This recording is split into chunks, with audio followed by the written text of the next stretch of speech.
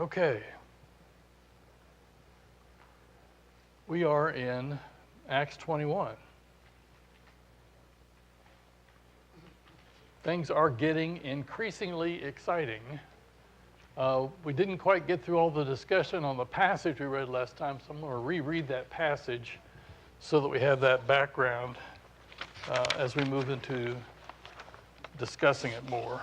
So I'm going to start verse 17 of 21, and you can follow along. When we had come to Jerusalem, the brothers received us gladly. On the following day, Paul went in with us to James, and all the elders were present. After greeting them, he related one by one the things that God had done among the Gentiles through his ministry. And when they heard it, they glorified God, and they said to him, "You see, brother, how many thousands there are among the Jews who have believed? They are all zealous for the law, and they have been told about you that you teach all the Jews who are among the Gentiles to forsake Moses, telling them not to circumcise their children or walk according to our customs. What then is to be done? They will certainly hear that you have come. Do therefore what we tell you. We have 4 men who are under a vow. Take these men and purify yourself along with them and pay their expenses so that they may shave their heads. Thus all will know that there is nothing in what they have been told about you, but that you yourself also live in observance of the law. But as for the Gentiles who have believed, we have sent a letter with our judgment that they should abstain from what has been sacrificed to idols, and from blood, and from what has been strangled, and from sexual immorality." Then Paul took them in, and the next day he purified himself along with them, and went into the temple, giving notice when the days of purification would be fulfilled, and the offering presented for each one of them. Okay, so we got through some of these first questions. I want to pick it up with this third one right here. So what had the Jews, the believing Jews, been told about Paul? What was the rumor spreading? Christians never gossip. Wish they didn't. We're not supposed to, but there was a lot of rumor going around about Paul. What was the rumor? To forsake the law of Moses. Forsake the law of Moses. You don't need to circumcise your kids. You don't need to observe any festivals. All this. It says in 20, they're zealous for the law. And I looked up that word. It's as you might expect. It means to be like really committed to a particular belief. And that's really what they felt. So they thought that Paul was teaching everybody, the Gentiles, to not circumcise their children, not walk according to the customs. And I said, what is to be done? So what was their plan? What was the advice that James and the elders gave Paul? Actually kind of neat, I thought. There was some thought there. What did they tell Paul to do? Go with these brethren who have under a vow to obey the vow and show that he's following the law. Good, good, yeah. So they said, we've got 4 men that are under a vow. Purify yourself with them, pay their expenses, and show some observance of the old law, and that should kind of keep this from happening. Now, was this group, were James and the elders telling Paul to that he was still under the old law? Was that what they were telling Paul? That he had to live under the old law? I see some shaking heads. So they're telling him to observe an Old Testament practice. Why were they telling him this? What was the purpose of their plan? Appeasing the Jews. I'm sorry? Appeasing the Jewish leaders. Appeasing the Jewish leaders, those that had become Christians that were still kind of living with their Jewish customs. Some people refer to it as damage control, trying to manage the situation between groups with different opinions, maybe really strong opinions about how things should go. That never happens to elders today, by the way. Very tongue-in-cheek, right, Andy? It does happen. And they were trying to come to a middle ground and not really telling Paul, you have to live under the old law. They were saying, let's navigate our path through this as these people grow. So here's a question. How many of you feel like you have grown in your knowledge of God's Word and your relationship with Him since the day you were baptized?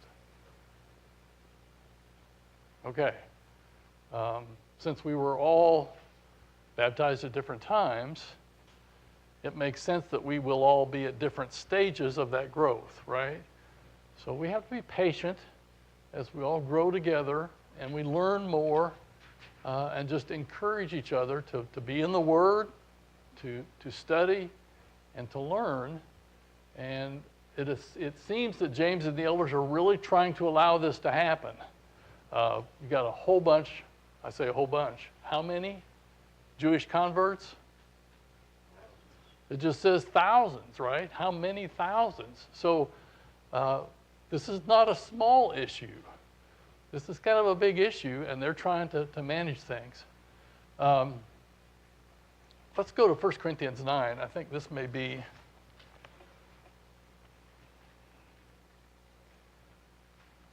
a place for us to kind of remember Paul's attitude. 19. Let me read this little paragraph to you. For though I am free from all, I have made myself a servant to all that I might win more of them. To the Jews, I became as a Jew in order to win Jews. To those under the law, I became as one under the law, though not myself being under the law, that I might win those under the law. To those outside the law, I became as one outside the law, not being outside the law of God, but under the law of Christ, that I might win those outside the law. To the weak, I became weak, that I might win the weak. I have become all things to all people, that by all means I might save some. I do it all for the sake of the gospel, that I may share with them in its blessings. So his commitment was to the gospel, to sharing the message, and he would meet people where they were, right? He would meet them where they were taught, where they had grown, and work with them to share with them the gospel of Christ, which I think is just a wonderful spirit, isn't it? So here's an opinion question. Paul demonstrated this patience, this tolerance as people grew, and meeting them where they are. Even though he was an excellent and clear teacher of God's Word, do you see him being really dogmatic in his approach to sharing the gospel? Like, in your face? It doesn't really seem he was that way. Doesn't mean he compromised the truth. No. He didn't compromise, Mike reminds us, but he did show this patience as people grow. So the question, application question, right? You gotta have an application question. Are we like that today? Are we like Paul? Or do we tend to be kind of, I don't know, dogmatic in our approach on things sometimes? Are we patient with people and really trying to understand where they are? What do you think? I think sometimes we've not always been. Yeah. I can think of times in my life when I was pretty dogmatic about things. Thank you, Mike. Yeah. Yeah, Mike says he can think of times in his life when he was pretty dogmatic about things. So can I. I can think of times when I was pretty hard-nosed and maybe more in your face about particular topics. I think we can be strong in the faith without being belligerent. And We learn and mature more, just like you said a while ago. yeah, You just learn to be better at it. learn to be better at it. Better at sharing our faith, better at encouraging others who are struggling. And we may not understand their background entirely. So I think that's important. Yes?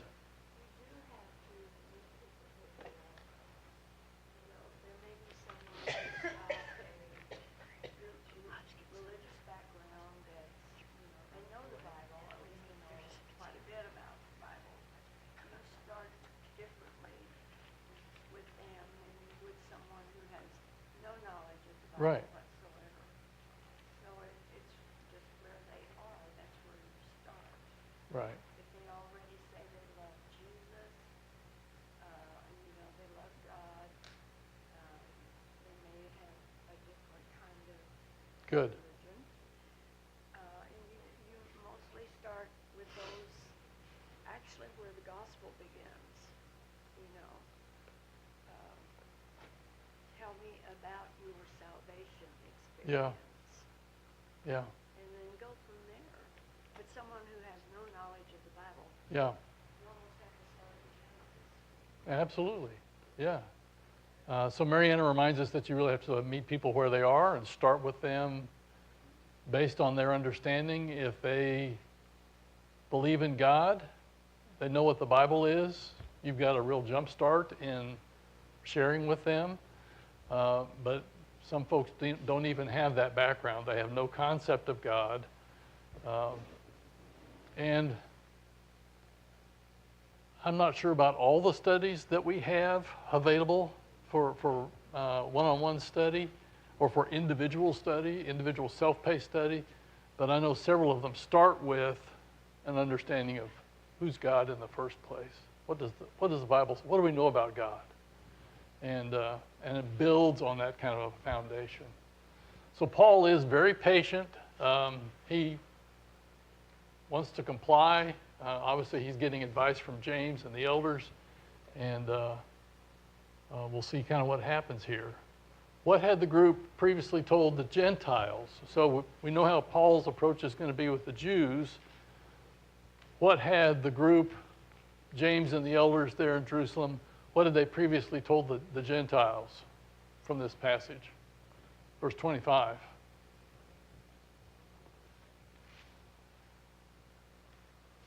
Food sacrificed to idols, blood, immorality.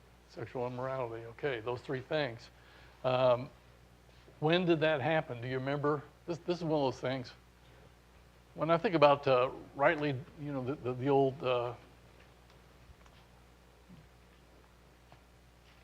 the scripture that we know so well that says we should rightly divide the word of God, right? We should rightly understand it. There's some things that we should, when somebody says a topic, it should kind of like, I try to do that, right? We should try to go, oh yeah, that's such and such a book, and somewhere around chapter, even if you don't know the exact verse, you could ballpark it. So if I was going to say, where would you find the birth of Jesus? What would be a good book and chapter?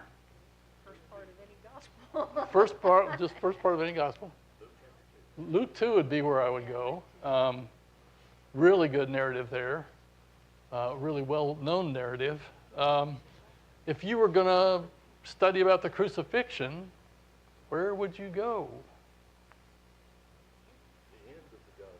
The end of any of the Gospels. Yeah. Do you remember when we talked about the council at Jerusalem, when this question came up about what do we do with the Gentiles? They're coming in. What should we tell them about observance of the law? And they debated this. Do you remember where that was in Acts?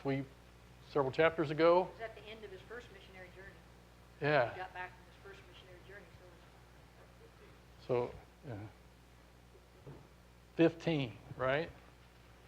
Acts 15 is the council at Jerusalem when all this was discussed. So you can actually go back. See, I cheated. It was on the screen. You could have peeked, and nobody would have known. They discussed this whole, how are we going to work with the Gentiles in Acts chapter 15, and sent the message back with some people to testify that, yes, this is what discussed, and shared that with the Gentiles. So after Paul gets this plan from James and the elders, what does Paul do? He goes, nah, that's not a very good idea. He does it, right? It says, then Paul took the men, and the next day he purified himself along with them and went into the temple, giving notice when the days of purification would be fulfilled, and the offering presented for each one of them. You can go to number 6, 1 through 21, and read about the Nazirite vow and how that was accomplished. This sounds a lot like a Nazirite vow. If you look at it and you look at the context of Numbers, there's a part where they shave their head, and there's days of purification and working with the priest for sacrifices and all this. If you look at it, it looks very much, even though it doesn't describe it in this passage directly as the Nazirite vow, it reads very much like the Nazirite vow in Numbers chapter 6, first 21 verses there. Okay, so Paul goes and does this. He does as the James and the elders have suggested. So let's continue our narrative here. I'm going to pick it up in 27. And I'm going to read through 36. When the 7 days were almost completed, the Jews from Asia, seeing him in the temple, stirred up the whole crowd and laid hands on him, crying out, "Men of Israel, help! This is the man who is teaching everyone everywhere against the people and the law and this place. Moreover, he even brought Greeks into the temple and has defiled this holy place." For they had previously seen Trophimus, the Ephesian, with him in the city, and they supposed that Paul had brought him into the temple. Then all the city was stirred up, and the people ran together. They seized Paul and dragged him out of the temple, and at once the gates were shut. And as they were seeking to kill him, word came to the tribune of the cohort that all Jerusalem was in confusion. He at once took soldiers and centurions and ran down to them, and when they saw the tribune and the soldiers, they stopped beating Paul. Then the tribune came up and arrested him and ordered him to be bound with 2 chains. He inquired who he was and what he had done. Some in the crowd were shouting one thing, some another, and as he could not learn the facts because of the uproar, he ordered him to be brought into the barracks. And when he came to the steps, he was actually carried by the soldiers because of the violence of the crowd. For the mob of the people followed, crying out, "Away with him!" Wow. Paul has a way of stirring up entire cities, doesn't he? Remember what happened in Ephesus.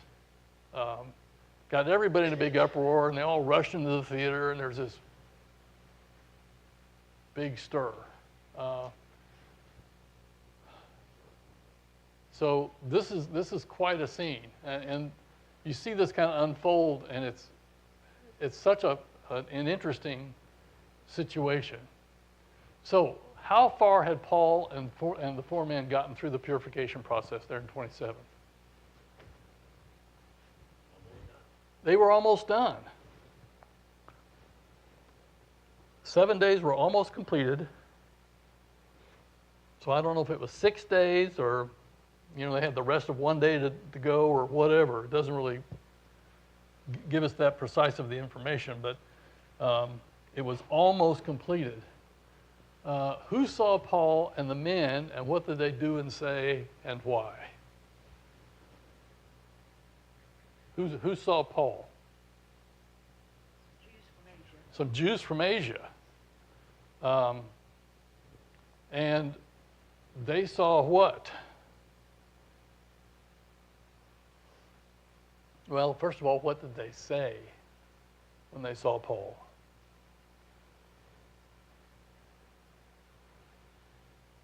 They didn't. I'm sorry. Yeah, men of Israel, help us. This is that guy we were telling you about. He's raising a big stink. We got to do something about this guy. And they really stirred things up. Did they? What was their complaint? What were they saying Paul did that was such a big violation? Brought Greeks into the temple. So Gentiles were not supposed to go into the temple area itself. Dr. Manner's going to talk about this at length here in just a few minutes. They weren't supposed to go in there. And if they did, there were pretty serious consequences. And I'll let Dr. Manner kind of elaborate on that. Did they actually see anybody violate this restriction about the temple? It says they supposed, right? And what was their supposition based on? Who'd they see with Paul in the city? They saw Trophimus, right? They saw Trophimus the Ephesian. They saw him with Paul in the city, and they just assumed, oh, Paul must have taken him into the temple. But they didn't see that. And they supposed, verse 29, that Paul had brought him into the temple. All the city stirred up. They drag him out of the temple. I'm going to ask you to kind of take note of this because we're going to look at some pictures after a while. They dragged him out of the temple, and what did they do immediately? Shut the doors. Don't want him in here. Close the gates. So he was outside, as best we can tell from this narrative, he was outside the temple. So what did the people then do to Paul? Tried to kill him. Started beating him. Yeah, seeking to kill him. So the tribune, who's I'm sure one of his responsibilities was maintaining peace, right? He gets word that what's going on? You got an uproar. You better get down there and take care of that. So what does the tribune do?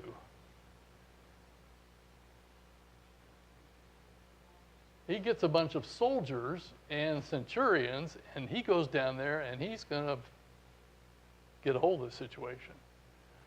And so this is all unfolding in my mind. We should act this out sometime. This would be fun to act out without the punches. But you see the Roman soldiers marching up, and these Jews are just kicking and beating the tar out of Paul. And he's on the ground, right? And he's bleeding. And as soon as they see the soldiers, they all they stop beating him.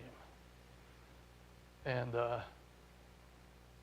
this dialogue is not in Scripture, but it's almost as if the tribune and the centurions and the soldiers walk up and look at Paul and go, "What are you doing, pushing your face into these people's fists?" I mean, it's like they get it completely backwards. He's beaten, he's the one that's bloody, and they arrest him. I guess you could think of it as protective custody, right? So they were trying to bring order to the situation. They try to question Paul and others and say, what's going on? What was the problem with that? They were all taking turns and speaking one at a time. What was going on? I was shouting, all of them. It was a mob scene, right? And they're all, he's guilty. We saw him do it. Somebody else is hollering something else. And they can't figure out what in the world's going on. So what does the tribune order that is done with Paul? Get him out of here. Get him over to the barracks. We'll question him there, right? They just couldn't hear. They weren't getting any facts. And here's a question. It's on the next slide. How many steps did Paul walk up the barracks? Had to be scary. 0, right? It's like they got a hold of him and picked it, because the crowd was pulling at him and fighting him the whole way, and they carried him up the steps. So the answer to that one's a big goose egg, 0. He didn't walk up the steps. They had to carry him up the steps. It gives you an idea of just how violent this crowd was and how stirred up they were. Okay. Let's look at Dr. Manner's video about Greeks in the temple.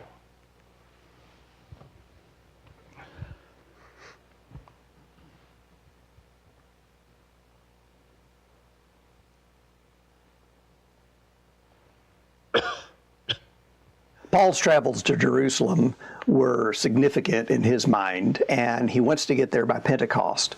And when he arrives in Jerusalem, there is this discussion about how much of the Jewish law Paul is encouraging Jews to abandon and so forth. And the elders and James encourage Paul to take these gentlemen into the temple who have a vow as they're going to be concluding that vow. And the Bible describes in Acts chapter 21, in verse 27, when the 7 days were almost over, the Jews from Asia, upon seeing him in the temple, began to stir up all the crowd and laid hands on him, crying out, "Men of Israel, come to our aid. This is the man who preaches to all men everywhere against our people and the law and this place. And besides, he has even brought Greeks into the temple and has defiled this holy place." For they had previously seen Trophimus, the Ephesian, in the city with him, and they supposed that Paul had brought him into the temple. Then all the city was provoked, and the people rushed together, and taking hold of Paul, they dragged him out of the temple, and immediately the doors were shut. Several problems that arise in this. One is the assumption that Paul would have the audacity to bring a Gentile into the temple area. And there's no indication that Paul did that. Paul certainly would have enough sense not to do that, because realizing the implications and the conflict that eventually would arise. But they've seen Paul in the city with Trophimus, who they knew was a Gentile. So what is all of this about? The picture we're looking at is one of that model of the first century city of Jerusalem that is at the Israel Museum. And it's an artist's representation based upon archaeology and early descriptions of the temple, of what the temple would have looked like. And it's a pretty good description or portrayal of that. And as we look at this, the larger open areas on each side of the temple, which is the structure right in the middle, these areas are the courts of the Gentiles.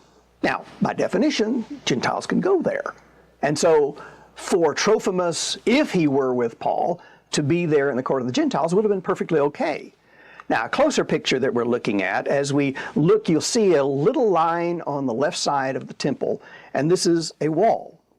Now, we're not exactly sure where this wall was in the temple area, because this part of the structure has been destroyed, but it was a buffer zone that separated the court of the Gentiles from the section that is going to be the real holy part of the temple. And according to Josephus, a number of warnings written both in Latin and in Greek appeared in the boundary wall, stating that no foreigner was permitted to enter the holy place under threat of penalty of death.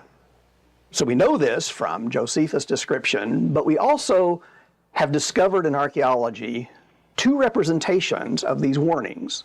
The picture you're looking at here is one of these that was discovered and is in the Istanbul Archaeological Museum. And this is the most complete of the 2. The other one is a partial one that is on display in the Israel Museum. But the translation of the text comes out as, "No alien may enter within the barrier and wall around the temple, and whoever is caught is alone responsible for the death which follows."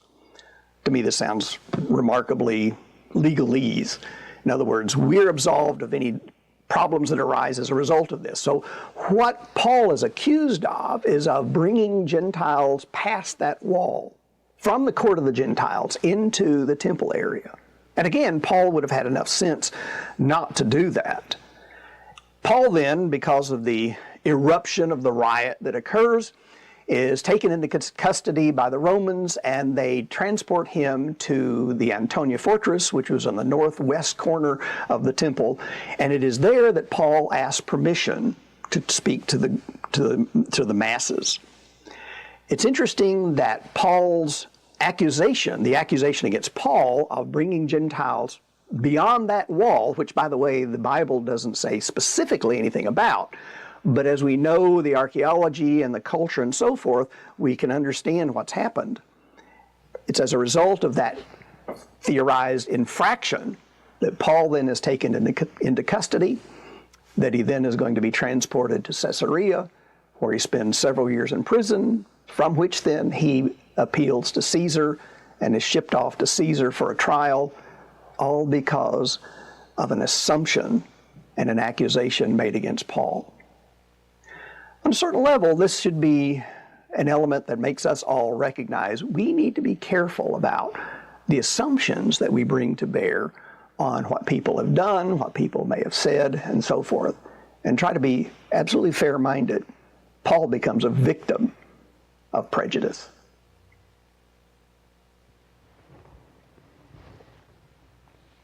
Interesting. Wouldn't you love to go to that Israel Museum and look at that model of Jerusalem? That would be so fascinating. And I really appreciate seeing those pictures and the illustrations that he gives us. So reading this, you know, every now and then I chase a rabbit, right? So I had to chase this rabbit. I didn't understand Roman ranks, military ranks, and military structure. So I thought, well, I'm going to spend a little bit of time understanding that. Dr. Boland provided some information, and I found some other information through some additional research. So let me share this with you. A Roman centurion was in charge of a group of men called a century, and he answered to a tribune.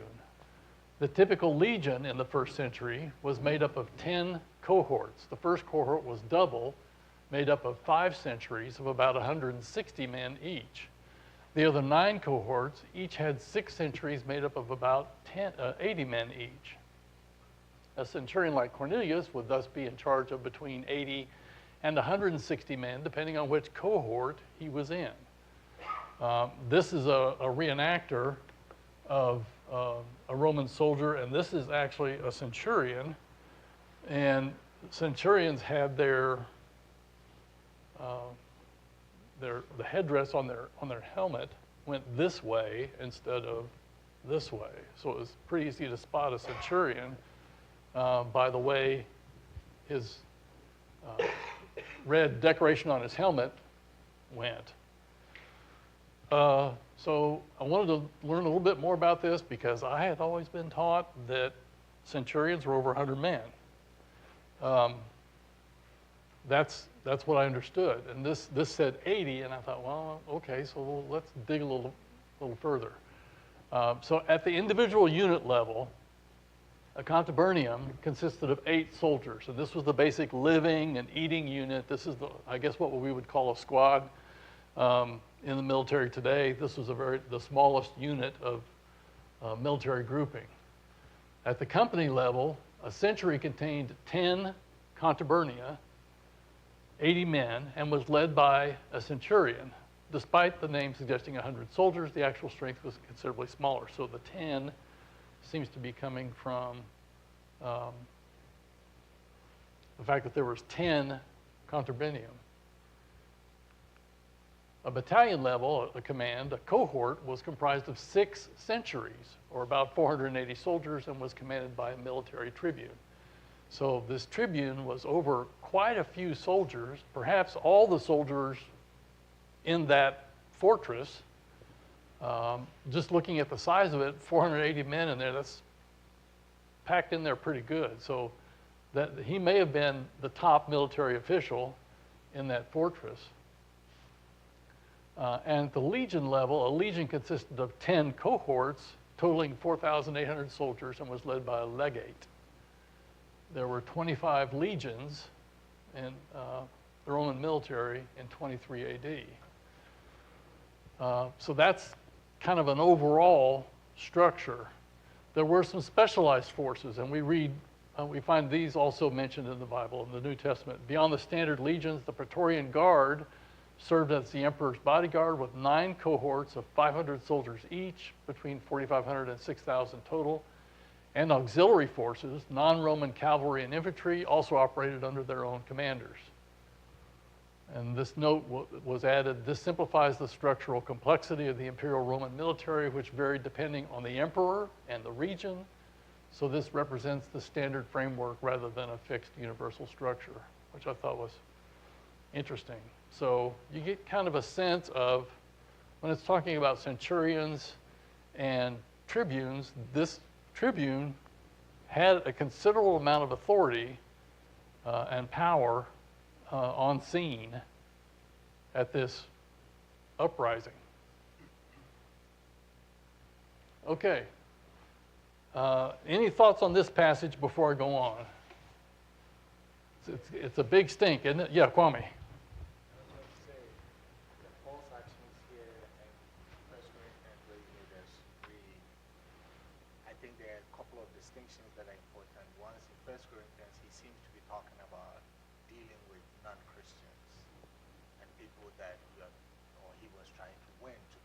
Good. Which is a different approach to dealing with Christians that are not mature. But then when he deals with Peter, when Peter pretends not to associate with Gentiles, he doesn't take that approach because he's dealing with someone who ought to know better. Ought to know better. In Galatians 2, yeah. I think it's important to have the distinction. And also there's a different approach when he's advocating for the truth, when he feels the Judaizers were teaching the Gentiles the wrong thing, he comes down pretty harshly too. So I think it's important to talk through all the different approaches depending on who you're dealing with. Yeah, his approach was very nuanced, wasn't it? Depending on, like you said, who he's dealing with, who he's approaching. So Kwame reminded us that Paul, in dealing with people who were not Christians, he tended to be patient and meeting them where they are. For people that should have known better, who were Christians, he oftentimes came down more strict on them because they should have known better. Good. Yes? Another fact that gets kind of lost in all of this, that Trophimus was actually across the barrier. The crime would have been his, not Paul's. Right. So it had nothing to do with Paul. But even if Paul said, hey, come across the barrier, and said, invite him to, Trophimus is a Greek. He saw the sign. If he crossed the wall, that's his crime, not Paul's. Yeah. And probably, my guess is he wouldn't have taken too many steps before there was some action, right? Because the temple guard would have been there. So yeah, it's, the whole thing is kind of blown up and poorly handled. Let's read 37 through 40. This is a shorter reading. We'll see how far we get. As Paul was about to be brought into the barracks, he said to the tribune, "May I say something to you?" And he said, "Do you know Greek? Are you not the Egyptian then who recently stirred up a revolt and led the 4,000 men of the assassins out of the wilderness?" Paul replied, "I am a Jew from Tarsus in Cilicia, a citizen of no obscure city. I beg you, permit me to speak to the people." And when he had given him permission, Paul, standing on the steps, motioned with his hand to the people. And when there was a great hush, he addressed them in the Hebrew language, saying, what a great way to end a chapter, right? Total cliffhanger, mid-sentence. What does Paul say to the tribune? "Get your hands off of me, you big galoot." What's he say? May I speak? It's rather polite. Usually it's a good idea to be polite to somebody that is in authority, has a lot of soldiers at their disposal, and they're armed. You're polite to those people. "Yes, officer." So he says, "May I speak with you?" And he apparently addresses him in Greek. And so the tribune says, what? "You speak Greek?" And then he says, "wait a minute. aren't you that Egyptian fella that was involved in all that? And he completely misunderstands who Paul is. And Paul says, no, he says, I am a Jew from Tarsus in Cilicia, not some backwoods city. He says, I beg you, permit me to speak to the people. So he's asking permission. He's not being belligerent. He's speaking respectfully to this officer. And the officer, you can just kind of see the officer saying, go right ahead, buddy. And there's this huge crowd out there, and they're all really angry. And Paul stands on the steps and addresses the crowd. And there's this, you can see him kind of step out on the steps. It says he motions with his hand. And usually when you see somebody do that in an auditorium or something, they do this, it gets quiet, right? So the crowd gets quiet, they're listening, and he speaks to them. So I wanted to share a couple of things with you real quick. How we doing? 60 seconds. Here's that same stone that Dr. Manor mentioned, the warning on the Gentile balustrade in the temple. Here's the fragment that he was speaking about that was the second archaeological find that has this same general warning on it. This is a reproduction of it, which would be interesting to have, wouldn't it? Just a reproduction. There is a closer up look at the balustrade, that the structure that's right in the middle of the picture there that he showed us earlier. I should have had maybe this laser will work. Let's see. Yeah. So there's some people that believe, this is the Antonia Fortress. There's some people that believe that the little door right here and the stairs that went down into the colonnade here, believe that's where they took Paul. This is another view of the fortress, and you can see there's steps that go down here, and then there's these steps. So which one, based on the narrative, which steps do you think he's at? What's your opinion? The bigger area. I'm thinking the bigger steps. If they've taken him outside the temple and shut the gate, and they're hauling him up the steps, it sounds like these steps, and they get him about, I don't know, somewhere up here, and Paul says, hey, I need to speak to you, and he gets permission, and they let him, said they were carrying him, they let him down, he turns and addresses the crowd. There's the stairs leading into the temple court. This seems less likely to me that he would be addressing from the top of the colonnade. I don't know, it just doesn't really seem to fit the narrative to me. There's another picture of those stairs right there. Here's where it is today. There's Temple Mount and the approximate location of the Antonia Fortress in relation to the Temple Mount today. Okay, that was second bell, right? Thanks for staying for just another couple of minutes. I wanted to show those images to kind of complete that section of the story. We'll pick it up in chapter 22 next week and kind of see what happens. Thank you for your comments.